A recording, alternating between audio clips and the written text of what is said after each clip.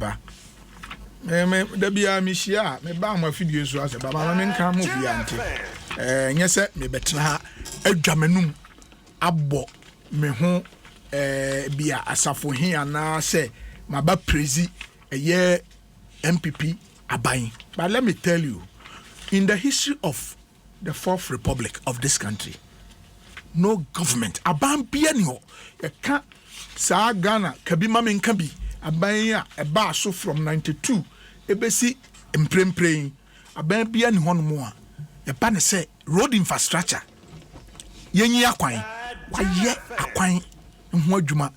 and now say bridges, we're constructing bridges more than what the Akufo-Addo government has done. Na ne say nti na meka sa asem we 2016 abanda da no wo so no mfa nkonko wie na adwuma nyina no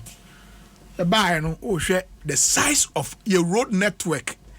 e wo man mu hanu nyina ba bia o a yesi yi kwantempon ato aka atumi fa so whether ye de eco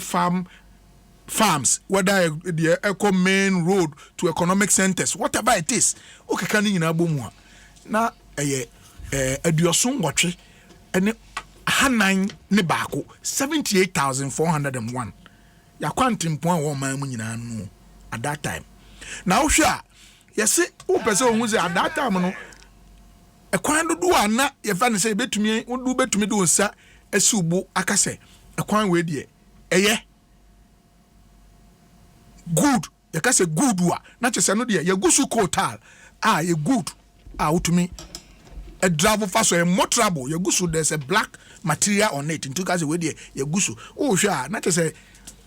ne dodo nyina ohamu nchichemu aduanan baako 41%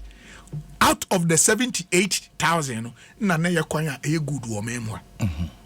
me no kase sisi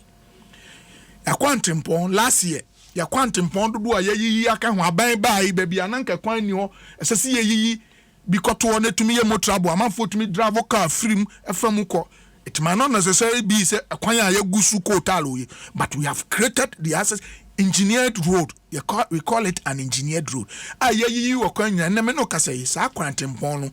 Ghana kwantempon dodo nyina gina aduokono anan apem aduokono nan ni nchichemu ahamienu ne